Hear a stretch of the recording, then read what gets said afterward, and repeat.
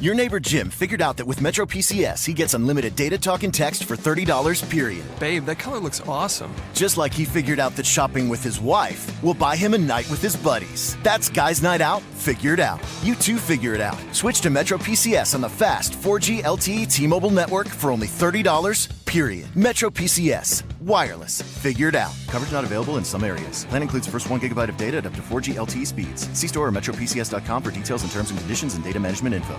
Blog Talk Radio. Those who dare to travel in the spaces between the lines. This is Shadow Travels with your hosts, Kevin Cook and Mary Zobro.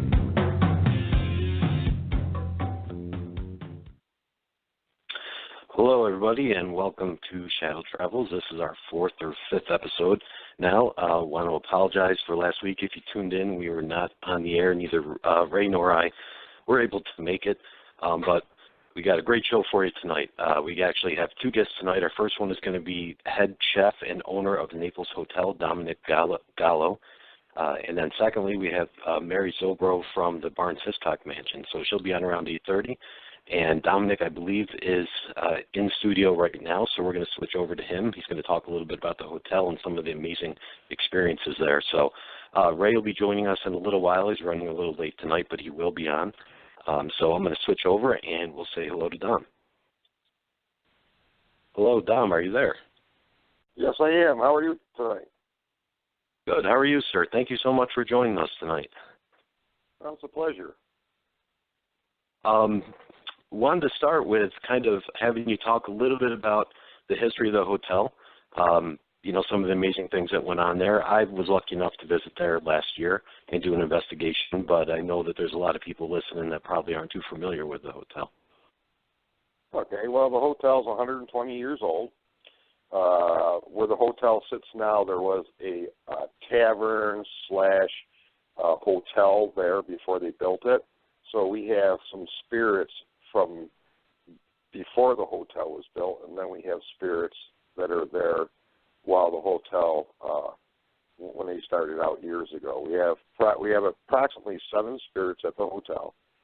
There's 2 women, there's 2 kids, and there is 2 male spirits. Our one room, which what we call the Saki, which is on the 2nd floor. That room is the room that has the most activity in the whole building.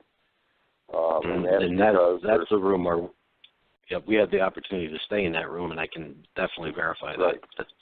Yep. That room there, almost anything can happen. They'll turn the TVs on, they'll turn them off, they'll change the channels, they'll move the hangers around the room, they'll open the door, they'll move objects, they'll shake the bed sometimes. Almost anything can happen in that room.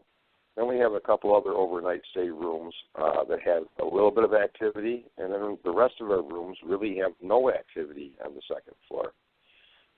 The 3rd floor has some activity, but very little. But the 2 dining rooms downstairs, they have a lot of activity. So I would say the Saki on the 2nd floor has the most activity. And then the 2 dining rooms, that's the 2nd most. The bar is number 3, and the basement's number 4. Now, is there anything in the basement? Well, is the basement just used for... The basement is actually a 2nd bar for the hotel. And down there, about 20% of the time, we can get the spirits to contact us or do things. The basement, everybody always thinks the basement's the most scariest place, but it's really not. For some reason, right. The basement at the hotel, which is an open area for customers to go, sometimes we have music down there, and sometimes we have birthday parties down there. Sure. When we have investigators coming in, the investigating team always has more activity than I've ever been able to get out of the basement. And I'm not quite sure why that is, but I've seen some pretty strange pictures, and I've listened to some pretty strange tapes of what, different things in the basement. But I just can't I just can't explain. So let me ask you, did you hear about these hauntings or whatever you want to call them, these experiences, before you purchased the hotel, or did you find out about it after the fact? Right. Actually, everybody thinks I am the owner, but actually I'm not the owner. I'm actually the general manager of the hotel, and Sharon DeGardi is the owner of the hotel. But don't worry about it. A lot of people get it confused. Okay. Actually, when I started working at the hotel off and on about 8 years ago, and everybody talked about the hotel having spirits in there, and I really didn't believe in it. When I took over the management of the hotel, within a couple, 3 weeks, man, I was a believer. There's no doubt about it that there were spirits in the hotel. And they're all good spirits. So we have no bad spirits. So it really, it's kind of nice to have that. I'm glad you brought that up, because that's something that every week when we do a different subject, we do talk to a wide variety of people. And we always really emphasize that point, is that, negative energy and negative spirits, it's out there, but it's very rare. It's very rare to come across that. And right. And just based on, go ahead.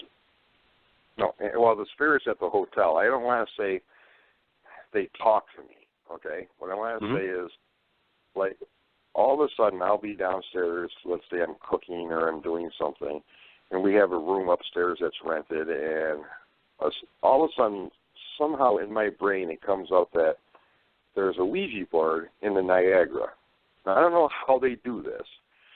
And I'll walk upstairs and I'll knock on the door and I'll ask them, hey, do you have a Ouija board? And they'll go, yes. And I ask them for it and I'll give it back to them tomorrow. So the spirits actually protect the hotel from anything that could possibly go wrong. And if we're missing something that we really need, the same thing happens. All of a sudden, it just goes into my brain, and all of a sudden we can find it. So the spirits kind of help us. Absolutely. There's that connection there. And, I'm sure that you won't be able to listen to the second half of the show because I know that you're cooking, but we're interviewing executive director of the local mansion in Syracuse, and we're very familiar with that place as well. And she relates a lot of the same stories, is that there's a connection there between the people that work there and whatever's there, the spirits that are there. So that's great that you mentioned that. I'm very glad you did. What was your first experience there? My first experience was in the Saki. I had gone in there to check on, we were going to do a little bit of remodeling in the hotel, and I went in there to check the things out that we were going to do, and then I left the Saki, locked the door, and whenever I lock the door, they always double-check to make sure they're locked. Then I took a couple steps away from the door, and all of a sudden the door opened. And I turned around and I looked, and the lock was still out like it was locked, but the door had opened. Right. That was my first experience. So it wasn't scary. It wasn't, anything like that. It was kind of like, okay, now they're telling me that they are here. From that point forward, the spirits, they're good spirits. I'm actually happy to have them at the hotel. They were, I can tell you that for the overnight that we were there, we did stay in the Saki room, and we did have experiences in there. That was the first place that we were able to get, and I know you're going to be very familiar with this, the flashlight to go off and on command, which blew us away. Yeah, I can actually get them now to where I can put two flashlights in there, and I can actually have both spirits turning them on and turning them off at the same time. The spirits in the Saki, I get along really well with them and work with them well. And when we do ghost tours, normally 99% of the time I can get the spirits to turn on the flashlights or do something else within the room. But I have found out that when it's raining outside or there's a thunder and lightning storm, it's very difficult to get a hold of the spirits. Really? That's very interesting. I think it's because of the humidity in the air. Maybe they just can't get enough of their energy together. I'm not sure. But I've always noticed when it's raining, it's always very difficult. Yeah. Now, one of the other experience that we had, the time we were there, I believe the third floor, and I know that we were the only people in the hotel that night. The third floor, I believe, was being rented out. There was maybe 2 apartments up there at that time. It was a little over a year ago when we were there. And we heard very distinct, I mean, clear as can be. We heard a gentleman coughing. We heard footsteps, clear as can be. And I remember, not wanting to disturb anybody that was up there, and then we came to find out, and I don't know if you remember our conversation, but there wasn't anybody up there that night. There wasn't anybody up there, yep. I to this day, I mean, I believe it, but you can appreciate it. I mean, it's just amazing. I mean, I swear that somebody was up there. It was incredible. I'll tell you what's really cool to witness is, or listen to is, sometimes at night, if you sit in the hallway on the second floor, now the hallway on the second floor is carpeted, but you can hear the two kids rolling a marble down a hardwood floor. And that is really cool to sit there and listen to. Wow. Yeah, sometimes and that's, in the bar downstairs, if you get there, 7 o'clock, 8 o'clock, 6, 7 o'clock in the morning, and you're sitting on the customer side of the bar, you can hear them walking behind the bar. Wow. Footsteps. That is amazing. I know people that are listening to us that may have never been on an investigation or aren't part of a group. I know they find it hard to believe, but when I say it was footsteps that we heard, it was 100% footsteps. There was no mistaking it. It was 100%. It was somebody coughing. Yeah. Yep. It's very, very distinct. Sometimes the other cooks will come in if I'm not in the building. They'll say to me, "There is a spirit asking where you are," and they'll go, "Where's Domonick? Where's Domonick?" So. The spirits are great spirits. We have a lot of fun. Like I tell people, if you want to really rile them up, well, then they're going to start shaking the bed and opening doors and stuff. Oh. If you don't want to rile them up and you want to just, have some experiences, they'll normally do something for you. Yeah, and that's our group. We're not one of the groups that provokes. I know there are groups out there that do that. We don't. We're much more into the seeing what's out there. When I say rile them up, that's like for 5 hours straight. Show me something, do something, do something. Right. Something does that, and then you just get riled up. Then they'll really do something for you. And other guests, other guests that some people are afraid, and we just tell them, look, there's no reason to be afraid. If you don't want to be bothered, all you got to do is go into the room and say, "Please don't bother me," and they will do nothing. And if somebody's scared, if somebody comes in scared, you'll get nothing at all. They're not out there to bother you or hurt, make you feel uncomfortable. They're there if you want to, have a little bit of conversation or talk or whatever you want to do. And other times they just, they'll leave you alone if you're not into it. And that's another. I'm glad you brought that up. And we're very, very lucky with the spirits that we have. Very lucky. Mm-hmm. Yes, most definitely. The entire night we were there, never once were we afraid of anything or felt intimidated or anything like that. Right. Despite everything that we heard, it was just more amazing, what we discovered. So now, can you talk a little bit about the famous ghost that you have there, Topper? Right. Topper is, everybody calls him Topper, but his real name is John. And what they did is they called him Topper because a long, long time ago there was a show that was called Topper, or maybe there was a ghost in the show that was Topper, and that's how Topper became the spirit. But his really name is John, and John spends a lot of time on the first floor. Sometimes John goes down to the basement, and that is why the basement's called Toppers. Is that originally when somebody saw John, they just called him Topper, and the name has stuck, and everybody calls him Topper, and it doesn't bother him when you call him Topper. There are people who have seen him, and there's people who have seen the kids. And we have a Civil War gentleman that people have seen him. I personally have never seen any of them. Now, I have seen pictures with a gentleman in it. I've seen pictures with kids in it that, customers come and they'll take pictures in the hall and stuff. And they'll, for some reason on camera, you can really pick things up. Orbs, pictures are full. But I personally never seen. I always wanted to see one of them, but I've never been able to do it.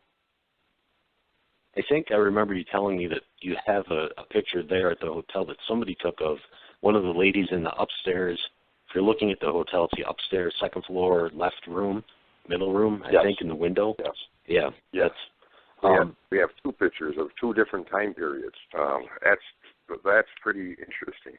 That's very interesting, and there is a woman's spirit in that room. And she's not there all the time, but when she shows up, the whole room smells like lilacs. It's like you have a lilac tree right in the room. So we always know when she's around. That's very common. That is very common to hear.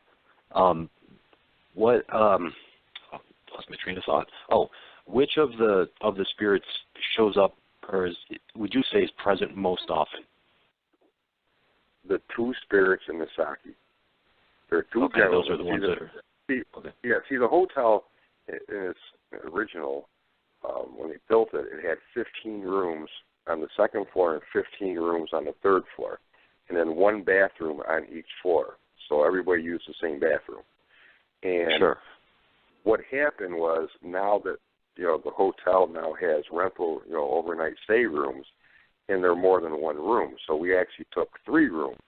Like, for example, for the sake, is actually 3 of the rooms that were back in the day when they built it. And 2 gentlemen passed away. One gentleman passed away in one room, and one gentleman passed away in the other room. And that's why that room has so much activity in it. That makes sense. Most definitely. Now, for people who aren't aware of this, Ghost Hunters has been there. They filmed an episode there. Was that before you were there, or was that while you were there? I don't remember. Well, I was there, and I was actually in the episode too. That's what I thought. It was kind of interesting to have them come down. It kind of like verified everybody's belief. They kind of made it, when they were done and they said, "Oh yeah, there are spirits here," then everybody kind of, especially the locals. Oh, whatever. But once that happened, it was like, wow, you guys are right.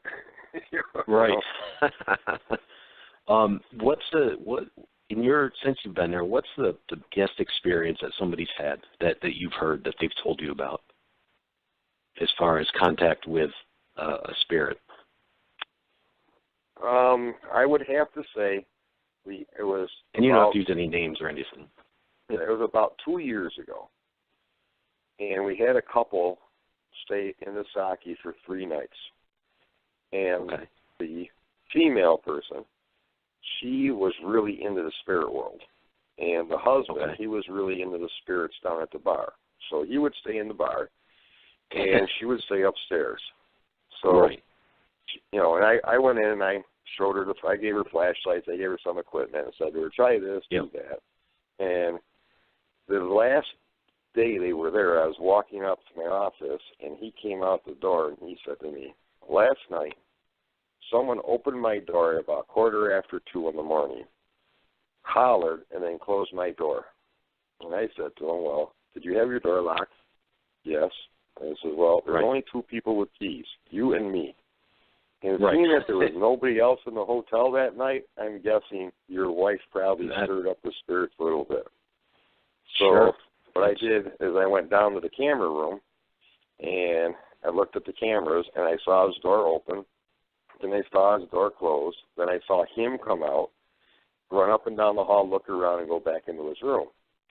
So I thought, well, normally we don't let people in the camera room, but there's no way this guy's ever going to believe me unless I show it to him. Unless he sees it, So I took him to the camera room, and I said, just watch this camera, you'll see what's going to happen. Because we have cameras in the halls for protection and stuff like that.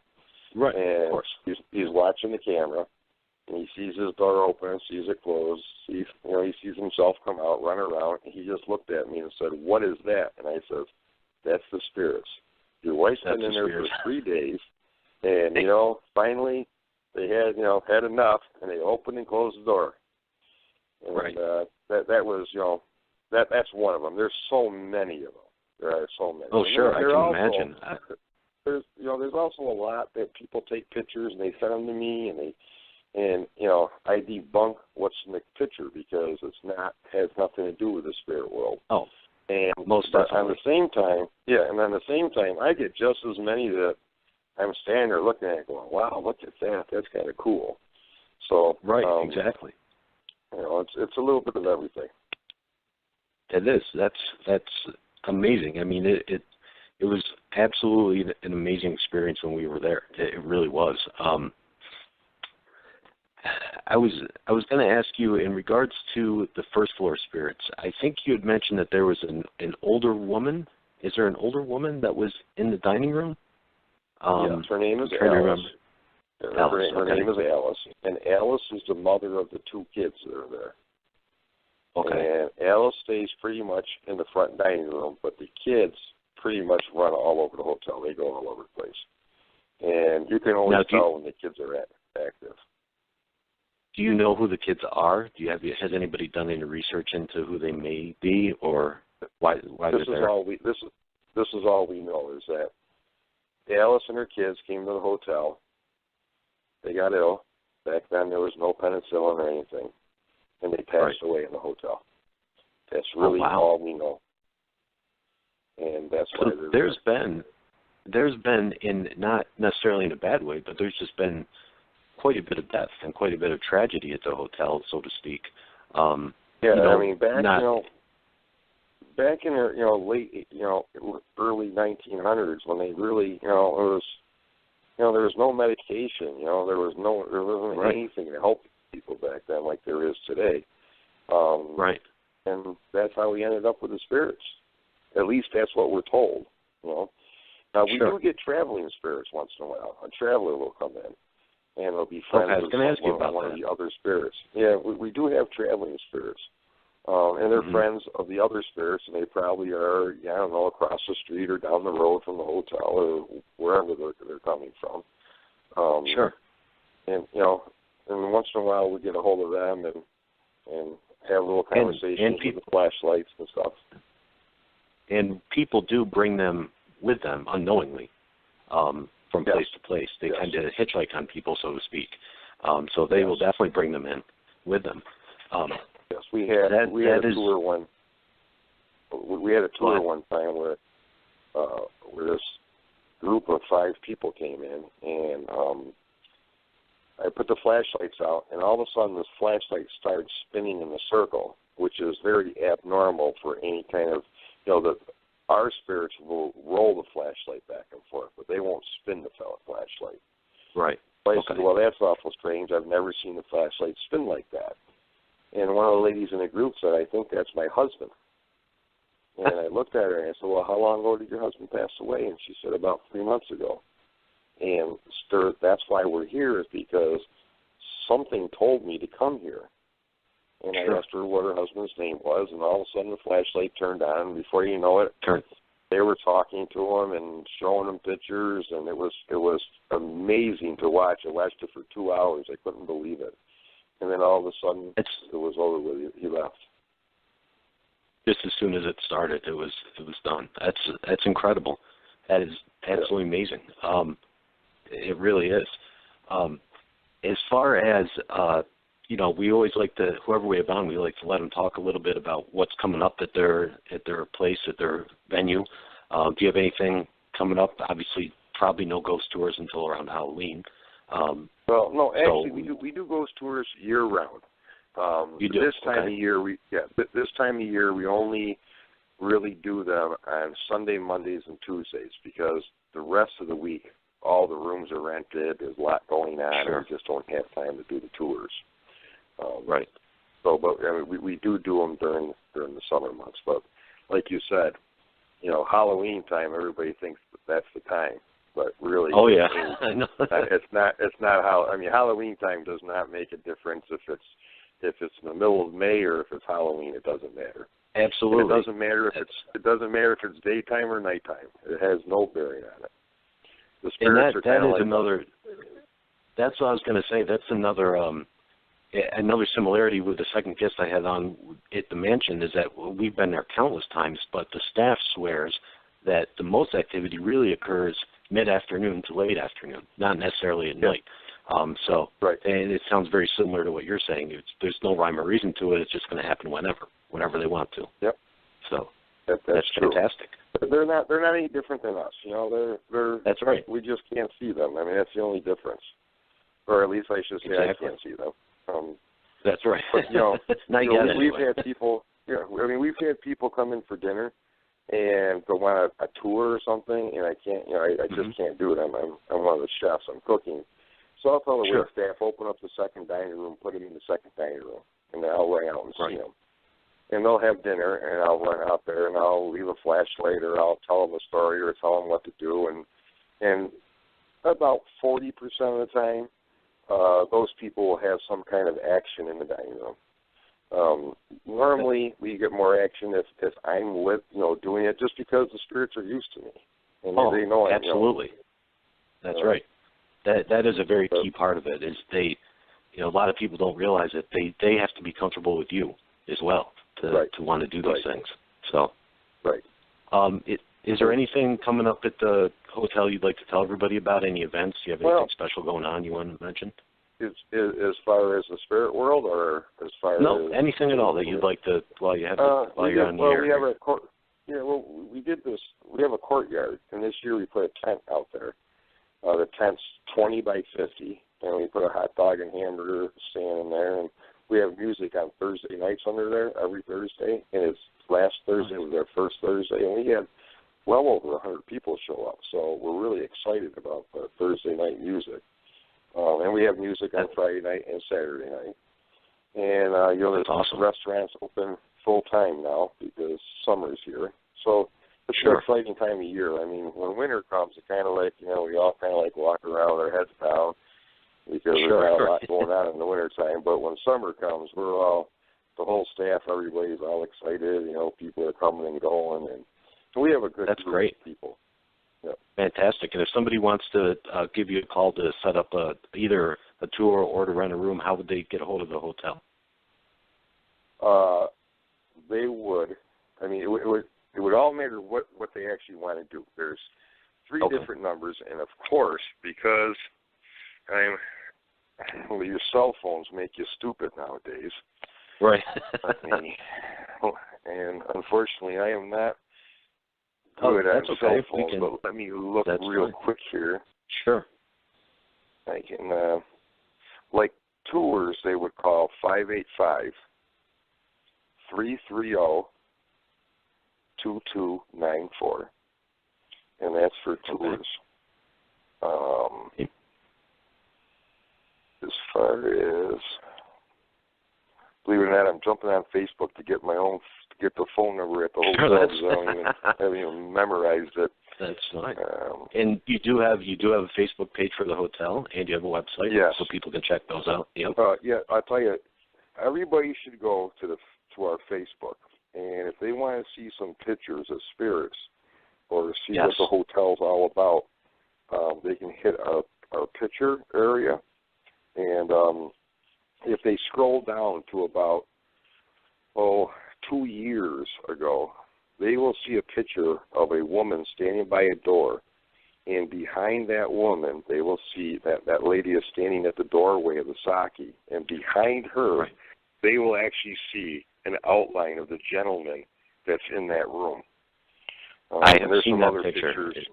There's some other pictures of the orbs and other things that have occurred at the hotel.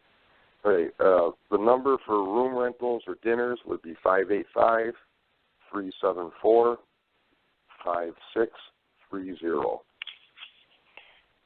Fantastic. Tom, we really appreciate you coming on tonight. I got to get over to the other guests, but it was great talking to you. And I can't recommend you. This. Have a good night.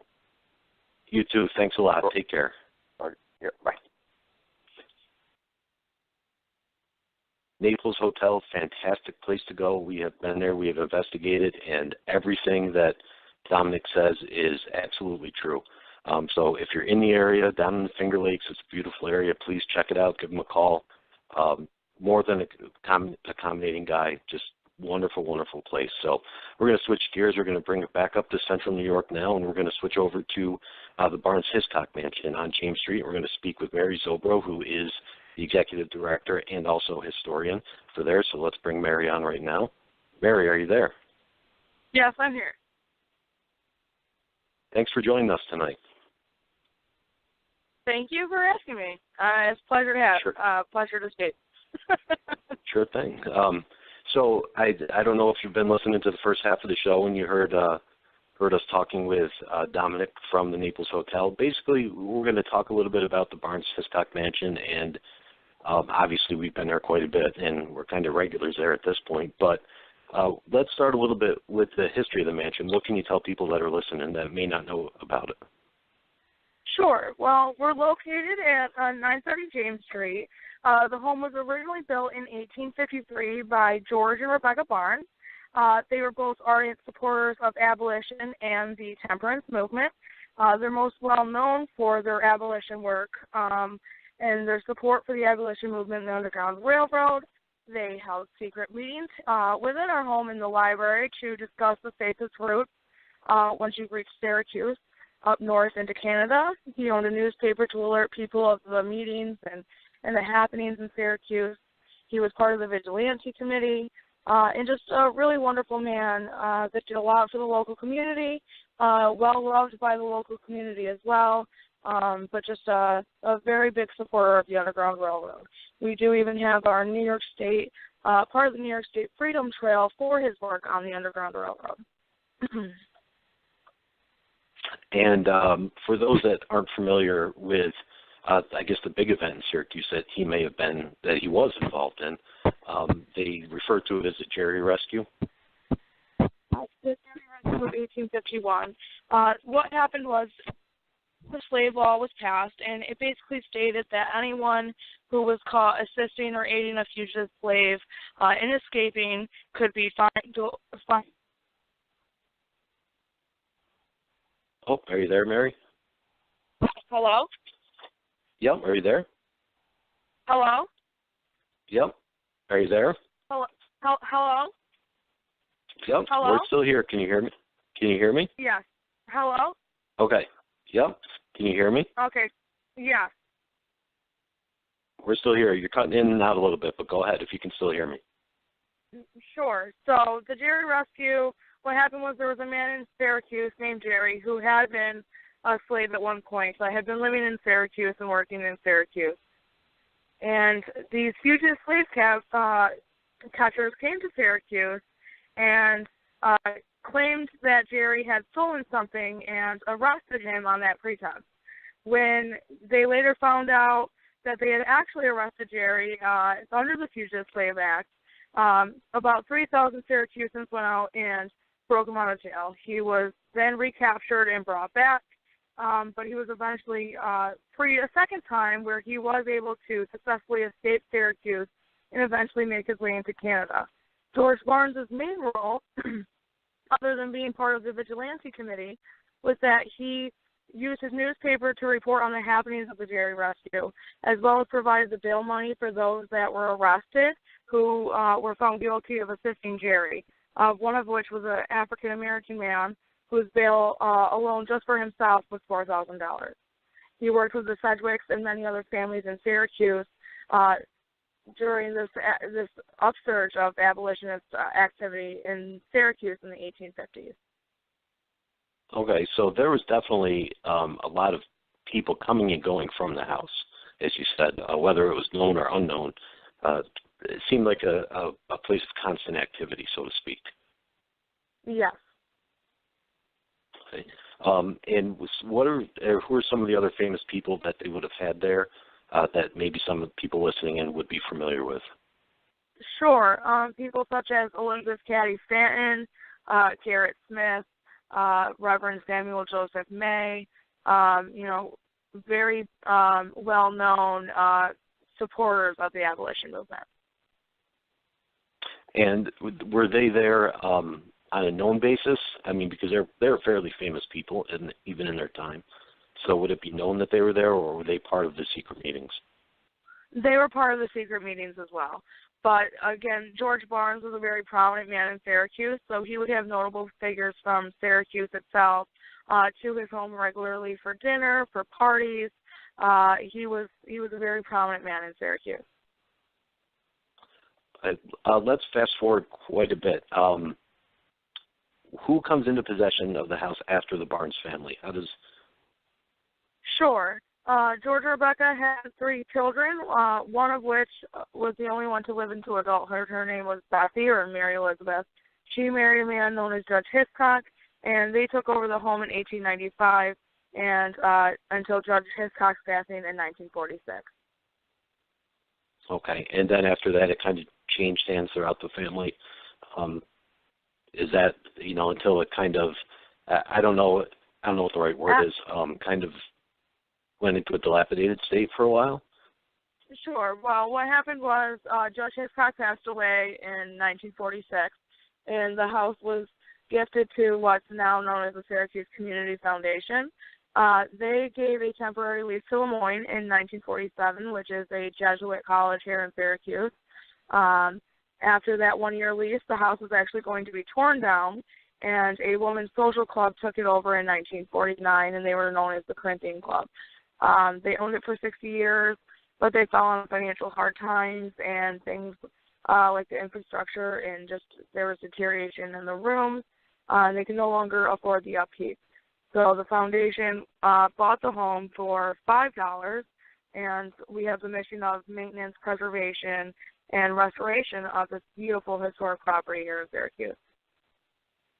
Okay, and I guess this kind of brings us in at this point, so I'll kind of merge our story a little bit with your story.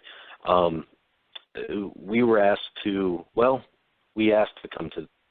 and do an investigation there, and frankly, on our first investigation, we found very little, but it went well.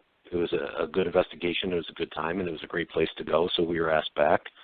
And that turned into doing some regular events there, some regular investigation tours. And since then, we've discovered quite a bit there. And I know, Mary, that you are definitely, well, let me ask you, before you met us, if there's no better way to put it, were you a believer or a non-believer or somewhere in the middle in spirit activity? Well, I had my doubts. I had my times where there was questions of whether there was something there or not, but I always err on the side of caution. No, you're just, you're kind of imagining something. But as time has gone on, it's kind of just actually confirmed my belief that I'm not exactly crazy, and maybe there is a little something. So I was kind of halfway in the middle, but it's changed a little bit. So let me ask you, can you share some of the stories that actually may not involve us? Because I know you've had some of your own experiences there that are not with us not around. What are some things that have happened while you were there that you've seen or experienced? Sure. Well, I actually started an internship at the foundation prior to becoming employed just about this time last year. I hadn't been there more than a week. It was right around the time for our annual Save the Mansion tour. And we always have a few parties before that actual tour. So I was downstairs in the basement getting ice, and I was filling 2 buckets of ice with my back kind of to the wall. There's this one part of the basement where there's a chair, and it's kind of just this empty space. And it's kind of eerie, so I always put my back to this wall. And I was getting the buckets of ice, and I had just finished filling them. And I don't know, I thought I saw them. Maybe it was just an impression of it. But I could have sworn someone asked me if I needed help carrying this bucket of ice. And I turned around and said, "Sure, Antoine," who was a volunteer at the mansion at the time, and one of the only people I knew at the mansion. And I turned around and no one's there. And I ran up the stairs, scared out of my mind, and didn't really know what to say. And at this time, I was so new at the mansion, I didn't even want to say something to my boss at the time, because she probably would think I was out of my mind and just being irrational. I used to come in early in the morning. Yep. Go ahead. I used to come in early in the mornings at the mansion. I'd be the only one there. and my office is actually on the 3rd floor, and you can take an elevator up, and there's also a set of stairs. My office is, to the left-hand side of it, near the old ballroom, and I would be sitting in my office, and I'd be working on emails or just getting ready for my day, and I could swear that someone was walking up the stairs, and I would say hello, and there'd nobody be there. But it wasn't just a white noise. It literally sounded like somebody was walking up the stairs. And my old boss, I've heard stories from her that have actually confirmed that she's heard at different times the same thing. Mm-hmm. So that was kind of my first inclination that maybe it wasn't just me. Yeah.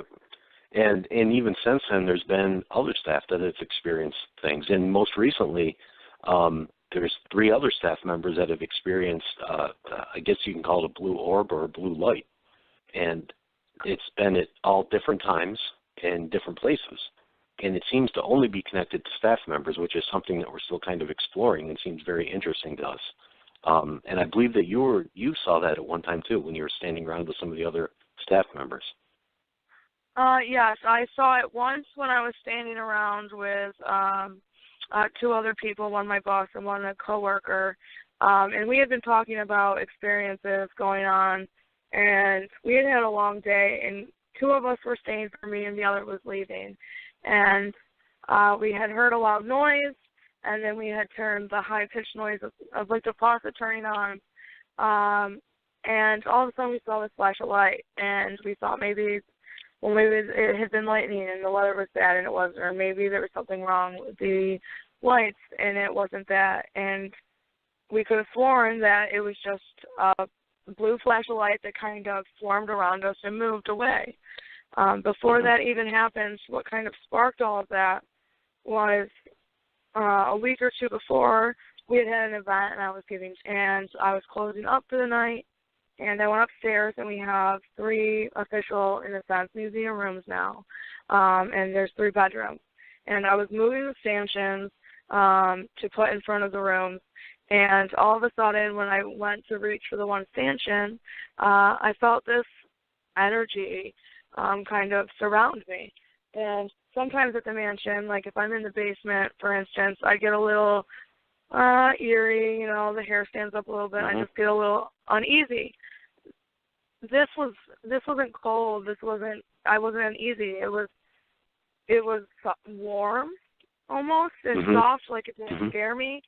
Right. And I finished doing all the stanchions across the rooms and I ran downstairs to Kristen and I was just like, hey, like this just happened and I don't really know what it was, but I wasn't even scared. And she kind of laughed and she said, he's saying hello. Right, exactly. And I'm talking about Thomas. I think my own personal opinion is I think it's who I think is Thomas, the little boy who is the son of George and Rebecca. Yep. And I'm gonna have you tell that story in just a second. I know you know Ken, one of our other team members. He actually called in, so I'm going to bring him in, and he's going to talk with us a little bit. And Ken has been there almost every time that I've been there with the team. And we were kind of the first to experience the energy and the spirits of the boys. So let me bring in Ken, and then I'll have you talk about and tell the story about what happened to the boys and why they may still be there. So let me switch over and bring him in right now. Ken, are you there? Hello? Yeah, how you doing? Hello, how are you? Good, how are you? Great show tonight. Thank you very much. Hey, Mary, how you doing? Hi, I'm great, thank you. So Mary had just brought up the story of the boys, and I thought we experienced them quite a bit when we're there, so I was just going to have her tell everybody real quick the story behind it, and then we can kind of fill in some of the things that we've all experienced. So go ahead, Mary. Definitely. Why don't you tell everybody what the story is with that?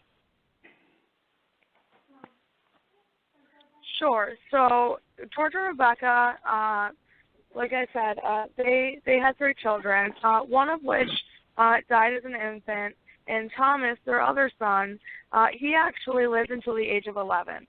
And Thomas was close friends with another boy named Frank Colvin Sedgwick. Now, if you recall when I was speaking earlier, Barnes and Sedgwick, they were both part of the abolition movement. So there's a tie to the family for that, but the children were also friends. These 2 boys had a model boat that they had taken down to a local pond, which I've actually recently found out is near the Sedgwick tennis courts today. The pond is no longer there, but it would have been right in that area. And so they had gone down to this pond to play with this boat, and at some point something went wrong, and it's said that one boy had fallen in and the other went after them, and they both ended up drowning. And we think, that we've come across and made contact with the boys there, usually up in the ballroom on the 3rd floor. And not only that, but there seems to be quite a few other kids up there as well. We've brought with us our medium, Ray, who's usually on with me, as well as an outside medium to come in, and they've actually picked up on the same exact things without even talking to each other. And that ballroom does seem to be filled with quite a few kids, quite a few young kids. And Ken, I know you were there with us when we experienced a couple of these things, and definitely. Maybe you can talk about some of the specific events that we encountered up there in the ballroom. Yeah, one situation one night where we feel it's a safe place, and we had been getting numerous interactions with some children's voices and names on the spirit box, and I brought my daughter, who's 13, and Ray brought his 2 boys, and we were all upstairs in the ballroom there, and all the kids were just kind of talking and interacting, and it was really interesting. I remember all of us, we kind of just sort of froze in a somewhat emotional way, because for a little while the spirit box was going, and a gentleman's deeper voice came through, and it said George, and so we kind of said, George Barnes, and about 30 seconds later, this beautiful little voice came through, and it just said, "Hi, Daddy," and I remember we all just kind of froze, and we were like, "What?" And it was just that one sticks in my mind very significantly. So, and we did have that happen again a few weeks later. Yeah, and then also the night and then also the night when we were doing the tour with a couple weeks prior, we were bringing that red plastic ball up there and trying to get it to potentially move or whatever. And then, if you want to elaborate on the night with the red ball, that was kind of interesting too. Yeah. And then a few weeks afterwards, when I forgot to bring it, and we got through the spirit box, the little boy asking for the red ball, saying the words "red ball," and everybody that was on the tour heard it. And it was clear as can be when it came to the spirit box. We've also, and Mary, I'm not sure if we've had the chance to talk about this at all with you, but there seems to be another boy up there, a little boy up there, who's kind of the leader of the group, so to speak. His name appears to be Robert. He comes through quite a bit now when we're there. So I'm not sure if that's as historian. Yeah, especially to Ray. Yep. And I'm not sure as historian, Mary, if there's if you do any digging, or if you know off the top of your head if there is a Robert associated with the house. Could just be a friend of the family or a kid, friend of the kids, but definitely something that we've come across there. Not off the top of my head. Sorry, I was just saying, not off the top of my head can I think of that name. Okay. And there, like we said earlier in the interview, that there's so many people that came through that house over the years that it literally could be anybody. Even just a friend of one of the kids at some point. Being a abolitionist house and abolitionist family, the basement does seem to have that characteristic of a place that may have hid runaway slaves, and we know that there's no documentation of that. There's nothing that you've come across or we've come across in writing that was done. Obviously, probably not something they would have put in writing. But we do get a lot of activity in the basement when we're down there. And I think, a month or so ago when I stopped by and yourself and one of the other staff members, we got quite a bit of voices through the spirit box in the basement, and some that even said your name. That I have not forgotten. I can't actually get that out of my memory, in a sense, because I don't have the most common name. So what's funny about that, Kevin, and you'll remember, is you told me to ask questions, and I was kind of nervous, and I said, okay, so what's my name? And, it comes across as Mary, and I'm like, okay, well, I don't really believe that. That's something I could have just heard. And right. so I said, what is my real name? And clear as day, when it came across with my real name, I have never been so sure in my life. And it was pretty clear. I got to say, there's really no debating it. That's definitely what it said. We were down there. If you listened earlier when I was talking to Domonick about the Naples Hotel, and he brought this up, and I'm kind of glad he did because I was going to bring it up anyway with you. This idea of friendly haunting, if you want to put that in quotes, versus an intimidation haunting. It's exactly like he said, the same thing at the Barnes Mansion. There is nothing there to be afraid of. There's nothing there that's negative. Every spirit that we've come across there is friendly. Maybe Judge Hiscock's a tad grumpy, but that's the extent of it. So 9 o'clock, I think that's right. It's an important distinction to make. Go ahead. Yes, and I have some opinions on Judge Hiscock. At first I thought, maybe he's a little spooky. I think perhaps he, in his time, had things in his room, or whether it was documents on clients or just things of that nature that he wouldn't want to have shared with anybody else. So if you're in his room and he's in there too, he wouldn't want people to be in there. So when he tells our one employee, you can come in and clean, well, in his time when someone was coming in and cleaning, those documents wouldn't be in there. You're exactly right. I never really thought about that, but that makes perfect sense. Yeah, that is a good point, especially being a judge with confidential information. Right. Yeah, that's a good point. Sure. I never thought of that myself.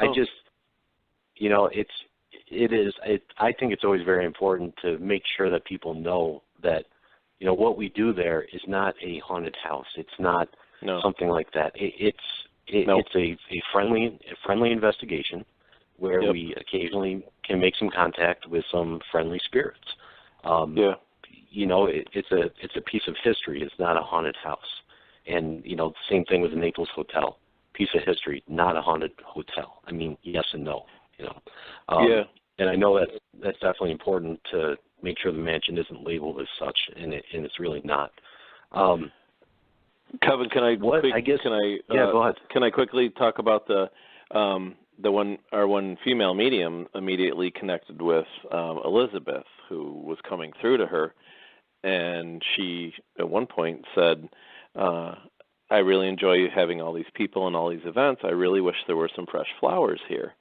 And so I brought some on the next investigation. She liked pink and purple, and so did the medium. And we put them in various places in the house. And one of our other mediums, actually Ray, we were walking through this one area and we went by the flowers, and he stopped for a minute, and he said, Elizabeth told me they were very lovely. And it was just one of those things where, she just really seemed to enjoy us being there and the things that we bring for her. So and there's a definite comfort level, and Domonick can mention this in his conversation as well. And I think, Mary, and we've talked to some of the other employees about this as well. That the reason that blue orb or that blue light shows up, it's actually, if you research the meaning of the colors of orbs, blue is how to put this, like a welcoming or a calming or an accepting color for an orb. Right. So that's actually a good sign. And the fact that it shows up to the staff is a good thing. And that's been verified by our mediums as well about how much the people like having us there and having you guys there, especially. Right. Is there anything else, Mary, that you want to talk about with the mansion, about anything, upcoming events or anything of that nature? Sure. Well, we offer tours, pre-historical tours every Saturday from 9 till noon. We also have things like theater productions coming up that you can find on our Facebook page with companies such as Theater du Jour, which is an Oswego dinner and theater company. It's an interactive theater experience where you are right in smack dab in the middle of the play. We also have fundraisers like our Tour de Champagne that's coming up in September, and a really wonderful interactive play that I think everyone's going to enjoy. Coming back again this year is Lizzie Borden Took an Axe, again with the Covey Theater. And that was I wasn't able to go, but from what I understand, that was a very successful run that you had with that one back in October. Yes, we did a whole month of October with them last year, when they were still Covey Theater. This year they are not Covey Theater, but they're coming back again to show it. We're doing a whole month long again, Thursday, Friday, Saturdays, and it's sure to sell out. We're very excited. It's a very spooky play. Lizzie Borden was said to have murdered her father and stepmother back in the 1800s. It was a court case where they found her not guilty, but no one ever really believed it. And so this kind of play is all based on that and what could have been and what might have happened. And, again, this is one of those plays where you're right in the middle of it and you feel like you are literally, playing this Lizzie Borden all out right in front of you. So it's fantastic. Now, if people want to call for anything, to get tickets to anything or to schedule anything, a tour, whatever it may be, how can they get a hold of somebody at the mansion? What's the easiest way? Sure. They can reach us at 315-422-2445. That's our office. Or by emailing us at info@grbarnes.org, or find us on Facebook. We'll respond any of those ways, and they can keep up to date on what's happening at the mansion. All right, fantastic. Well, I really appreciate you coming on tonight and talking with us about the mansion, and of course, you're going to be seeing us again probably real soon. So it's a great place, a great piece of history, and it's a great place to do a safe and fun investigation. So thanks, Mary, and we will be talking to you. Wonderful. Thanks, Kevin. Have a great night. You too. Thank you. Bye, Mary. All right, Ken, we're gonna wrap up here. I just wanted to. I know you kind of tuned in late with when I was speaking to Domonick, but since you were I missed that first on the part. investigation with me, I wanted to kind of reiterate what he said. I ran the story by him again about us experiencing the footsteps and the coughs. And I asked him if he remembered me telling him that story, and he said, "Oh yeah, I remember." He goes, "There's nobody up there."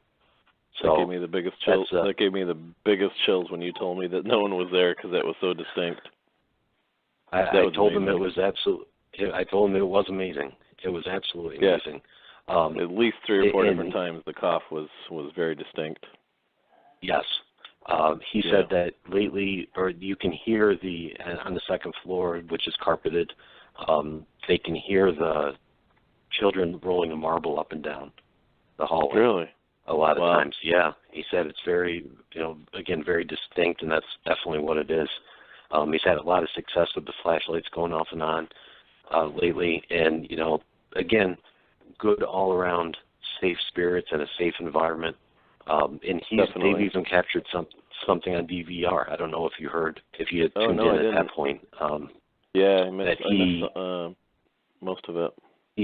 He had a guy. I'll tell you real quick before we gotta switch over to Freqs and Geeks. But he had a guy and his wife staying there for 3 days, and the woman experienced quite a bit, and the guy didn't experience anything until the last night when he said that someone opened up his bedroom door, and they were in the sake room, opened up his bedroom door and yelled at him, and then shut the door again.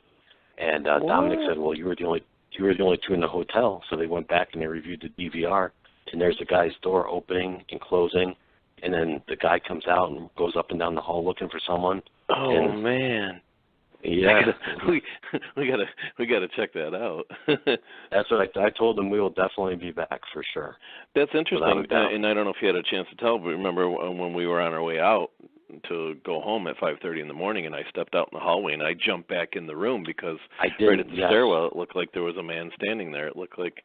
I think it was my first apparition where it looked like someone was standing there with his legs crossed and his arms crossed right up against the banister, and I jumped back, and I remember I hit you, and then you're like, "What's going on?" I said, "I just saw a guy out there," and we stepped back out there, and there was nothing there. Wow. Excellent. All right, we got to, it really was. We got to switch over to the next show, so thanks everybody for tuning in tonight, and thanks for Domonick and Mary for calling in. Ken, thanks for joining me for the last couple minutes, and everybody anytime. Stay tuned, please, for Freqs and Geeks, and we will catch you next week with a brand new show. So have a great night, and we'll be talking to you soon. All right. Bye, everyone. Bye.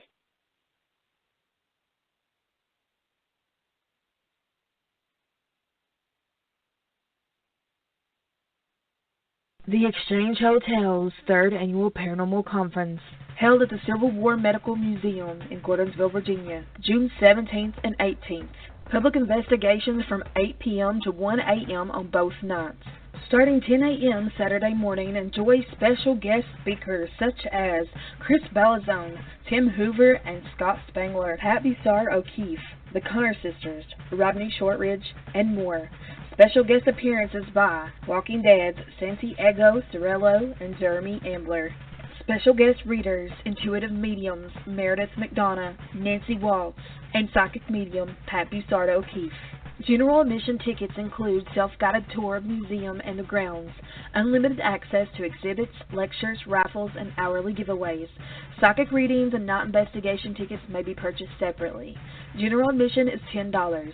Children 8 to 12 years old is $3. Children 7 and younger are free. Get your ticket at nightattheexchangehotel.com.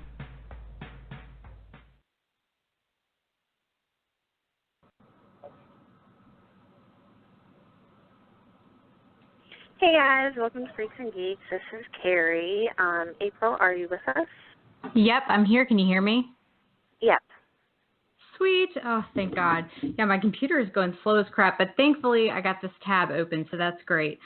Seems like I always have freaking technical issues around this time, of course. So, as always, Carrie, welcome to episode 11. How was your week? It was good. I had a great time at both of the concerts that I went to. Really great shows, super awesome. I got to go to the beach too, so that's always nice.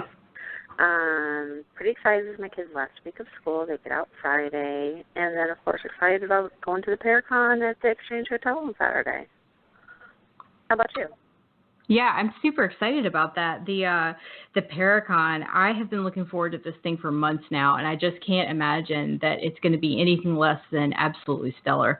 The lineup of people that they have there, the fact that they're going to have Ashley and Misty, Connor from Paranormal Party talking, the fact that they're going to have Holly Mullins, who we had on last week and the week before that, talking. Like, I cannot wait to hear them. It's going to be outstanding.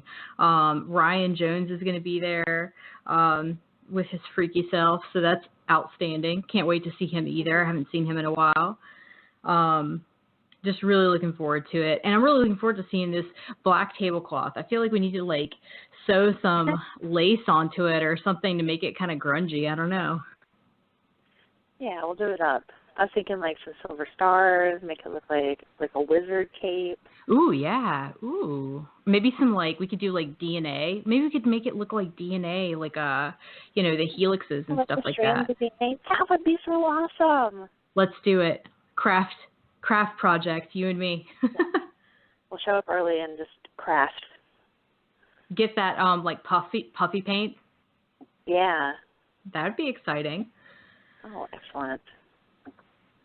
Yep. Yeah. So my week has been just pretty interesting. Actually, I had a consult today. Kind of. I had one of my coworkers approached me and said that her boyfriend's or her friend's boyfriend had committed suicide in March, and that her friend since has been having all this stuff happening, and she keeps saying that she doesn't think that the guy has moved on, and that's pretty intense. And so I told her, like, hey, well, I mean, there's definitely assets out there. There's definitely things we can do to kind of help you out and give, your buddy a little bit of peace of mind maybe and a little bit more respite, in this time. So let us know if you need anything. And I gave them both my personal email and then also the Freqs and Geeks email, which if anyone out there is interested in emailing us for whatever reason, our email address is freaksandgeeks all together at gmail.com.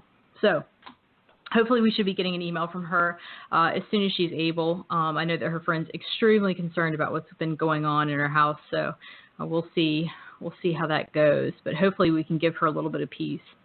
So I think that's what she probably.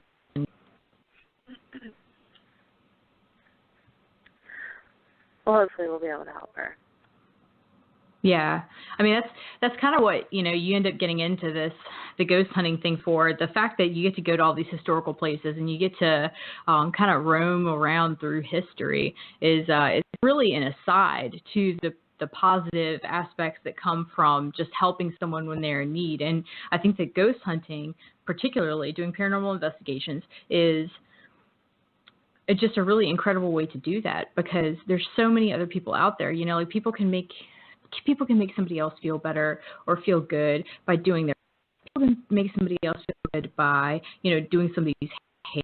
People can make me feel better by being their financial partner. Like there's so many different aspects of our lives that we have where other people can step in and help us out, whether they're being paid to or not, is kind of regardless. There's so many opportunities for people to help each other, and this is just our bread and butter. And anybody that's listening to this, it's probably their bread and butter as well. We all kind of got into this thing for really one purpose, and that's just to A, figure things out, and B, to just help other people figure things out, help other people find more peace in their lives. So hopefully we can do that for her. And if we can't, then we damn sure know enough paranormal professionals that we can get it figured out no matter what. So looking forward to that.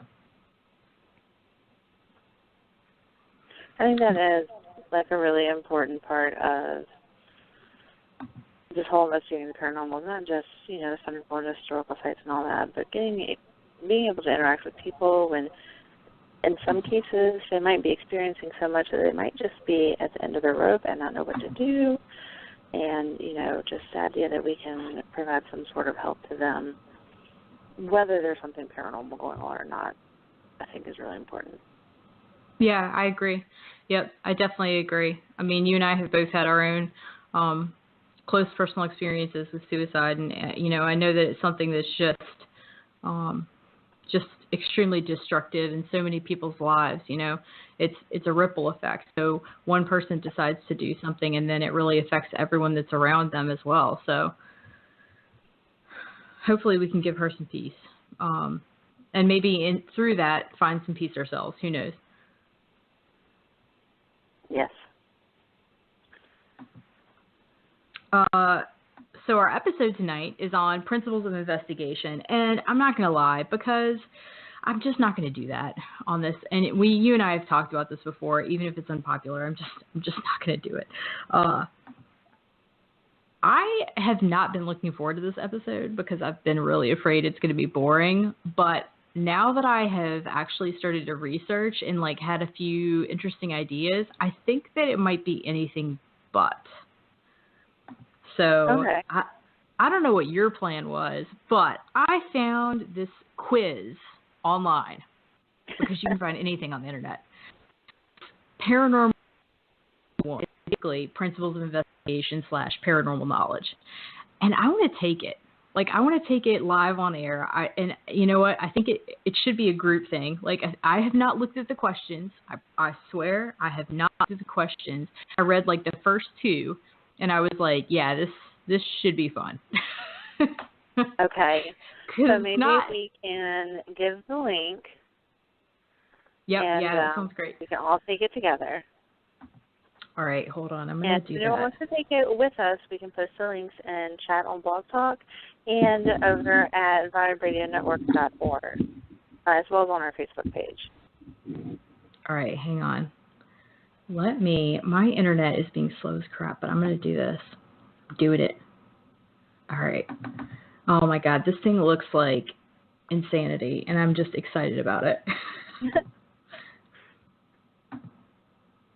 All right, I'm going to post it on the Freqs and Geeks page right in just a second when my internet responds.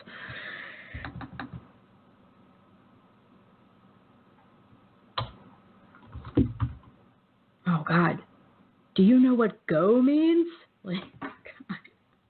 Means go slowly.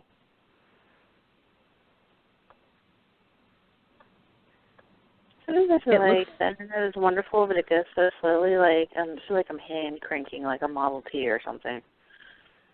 Well, at this point, like, I'm typing and I have to stop. Well, actually, I was backspacing and I had to stop because I can't tell where I'm typing because it's like taking forever to go back to where I was. Let's see. Oh God, come on, dude.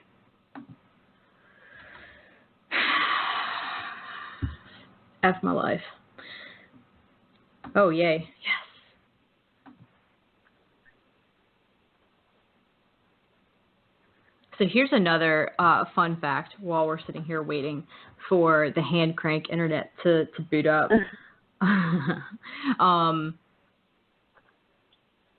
So we are, again, we kind of talked about this last week. I think we might try and take a little bit of a different direction, and we still have to get that blessed off by the powers that be. But either way, no matter what, it's going to be a very exciting time because the next few episodes that we have up are going to be evidence review, and I have two really outstanding guests in mind for this evidence review.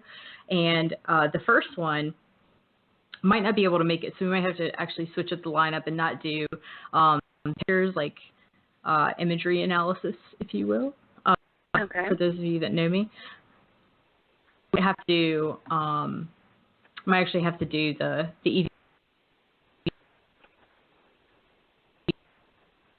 It's gonna be amazing. I'm gonna try and get Tim Hoover from Seven Cities Paranormal on here, but I still have to ask him. So don't tell anybody. Shh. Let it be a secret. He has been teaching me EVPs for years now. Like he has, anytime I have like an issue or something like that, I know that Tim is somebody that I can go to and I can get a really solid answer from. I met him, 3 years ago, I think, at a haunted house that they hold every year on Fort Eustis. And RTL usually participates in that, and we do this year as well. You know, we attempt him a lot. It's kind of back up. And Tim and Ray have been friends for years, so it was really great to learn from him. He's a very seasoned paranormal investigator, so it was just fantastic. I cannot believe at this juncture that I still have not gotten to the page. I have Fios. What are you doing, Fios? What are you doing? What am I paying you for? Okay. And just as I say that, of course. It works. It passes. Of course. Yep. Oh, scrolling. Scrolling is a problem. Okay, well, we'll just... How about we not scroll then? We could just, maybe a little... Could I just tippy-tap it? Just a little tap-tap-tappy? Could I get a little...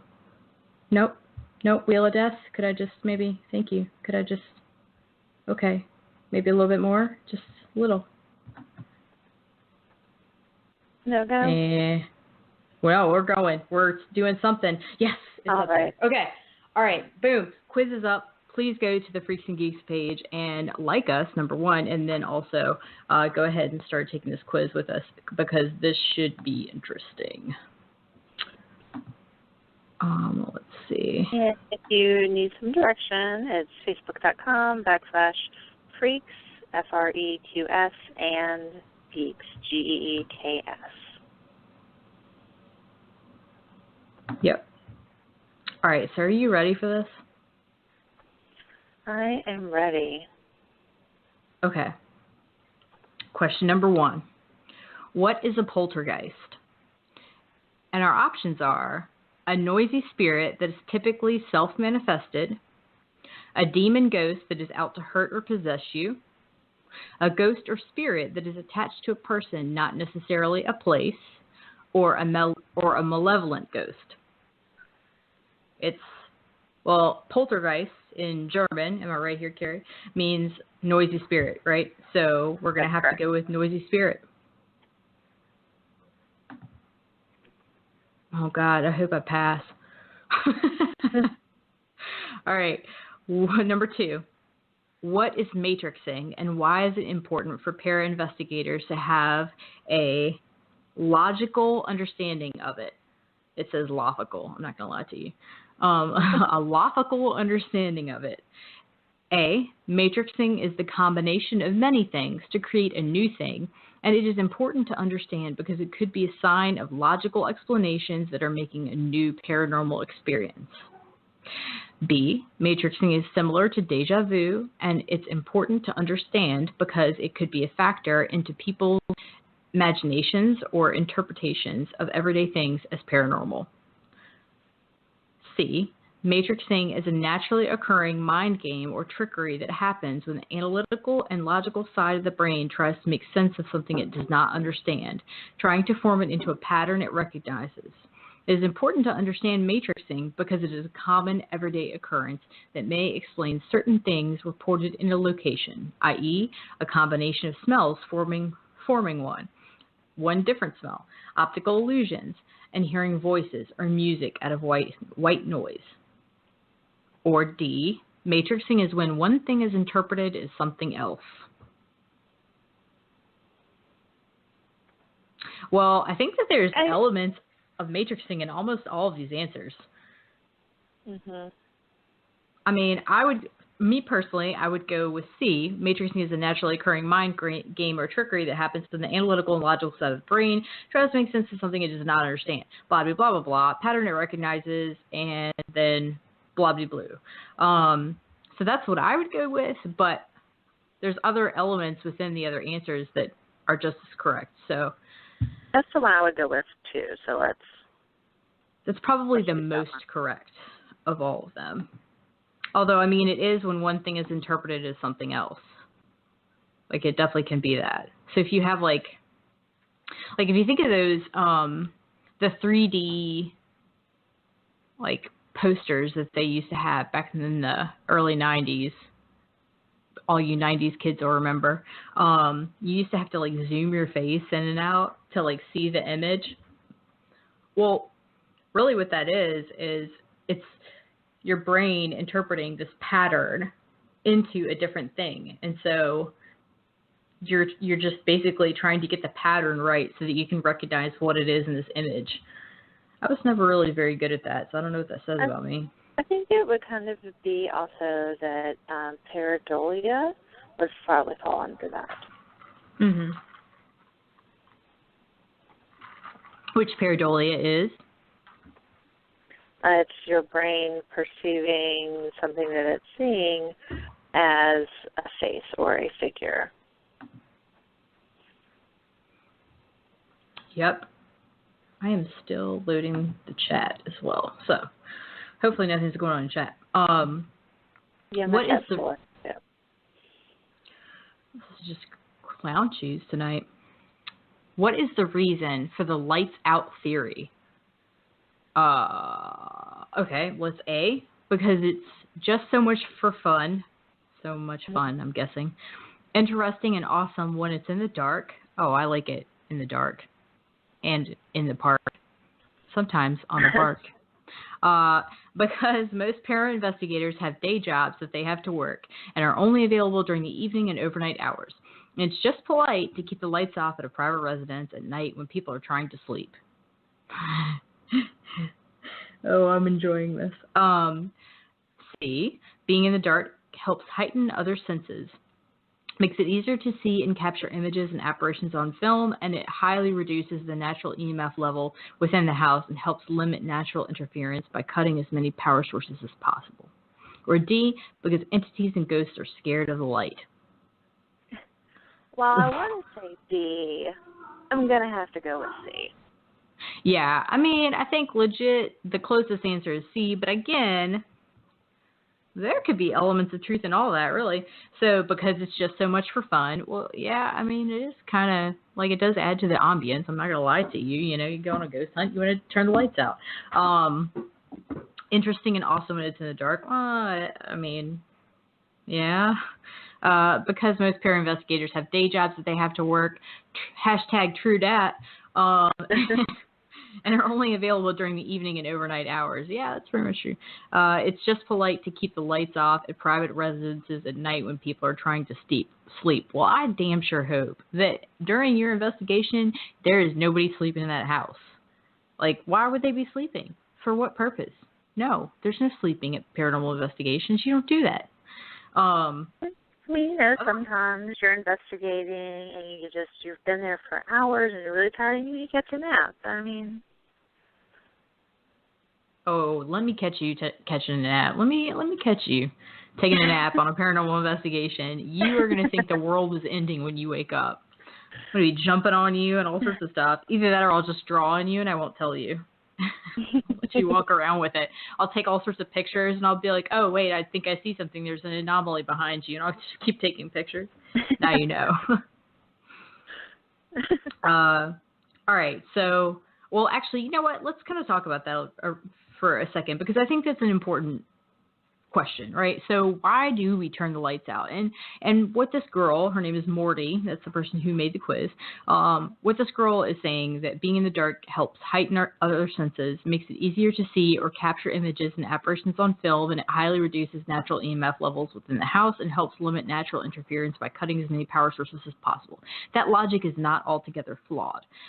Now, being in the dark helps heighten other senses. Perhaps, yeah. I mean, some people probably will experience a little bit more sensitivity than the next person in the dark, especially. Makes it easier to see and capture images and apparitions on film.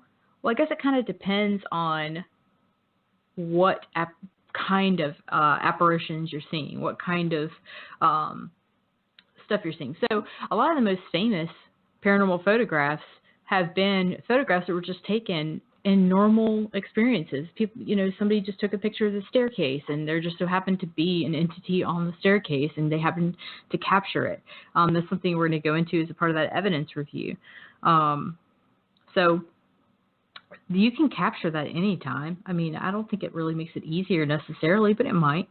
Highly reduces natural EMF level within the house and helps limit natural interference by cutting as many power sources as possible.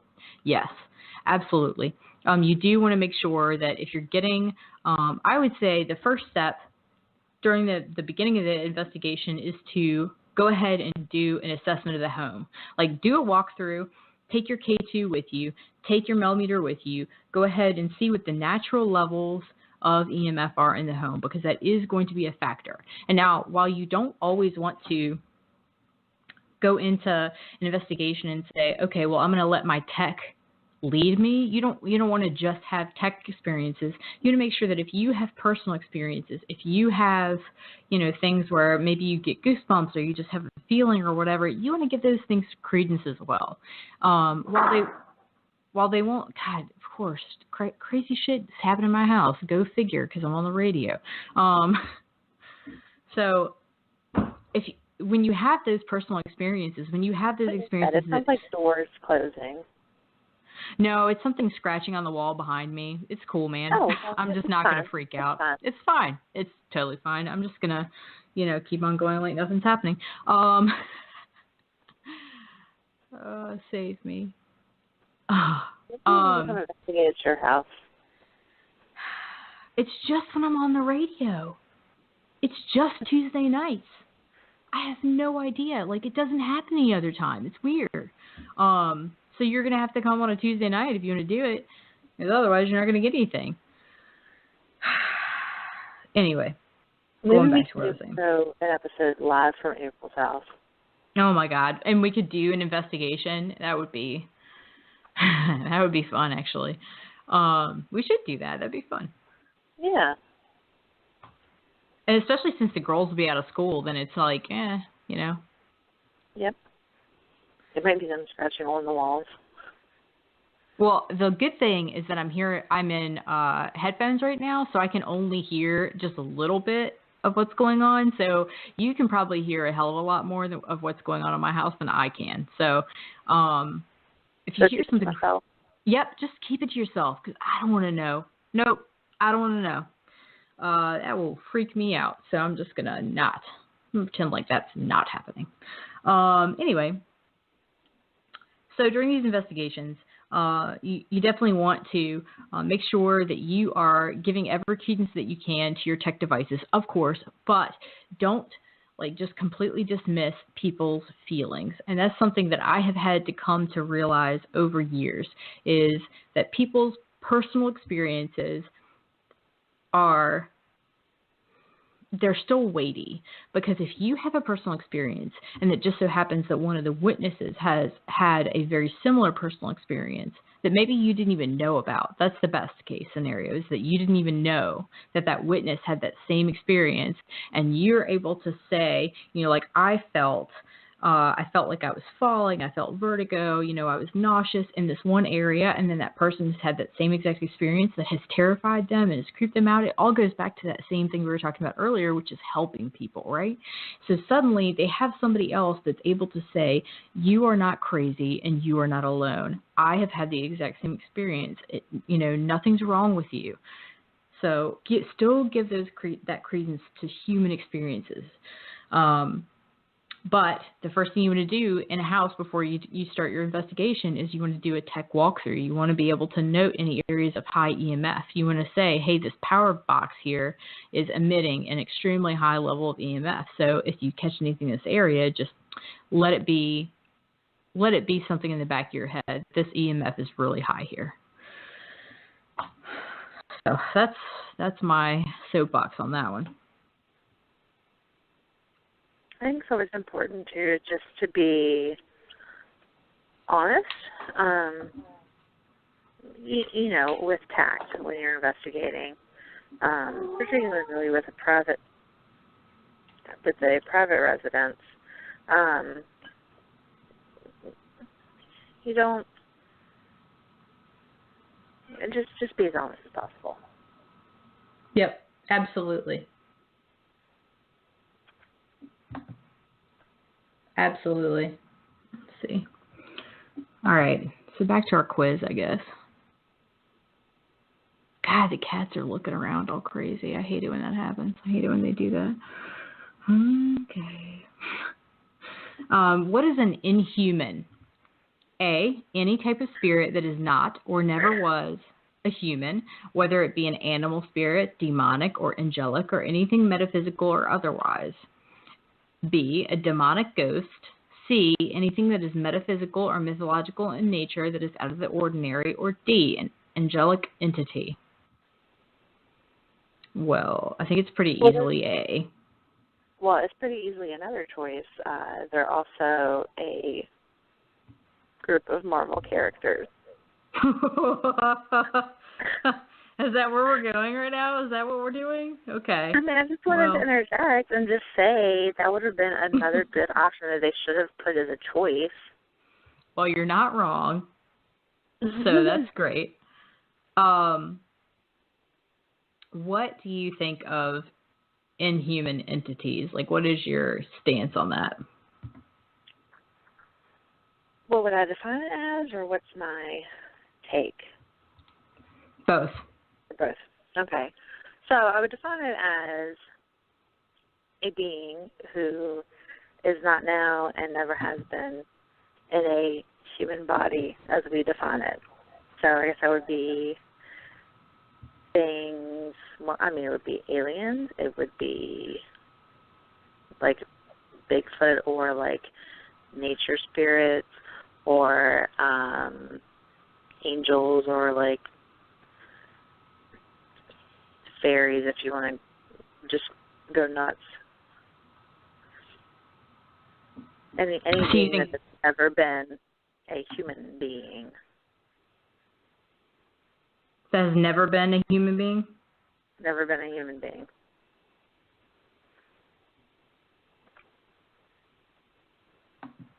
Yeah. What about you?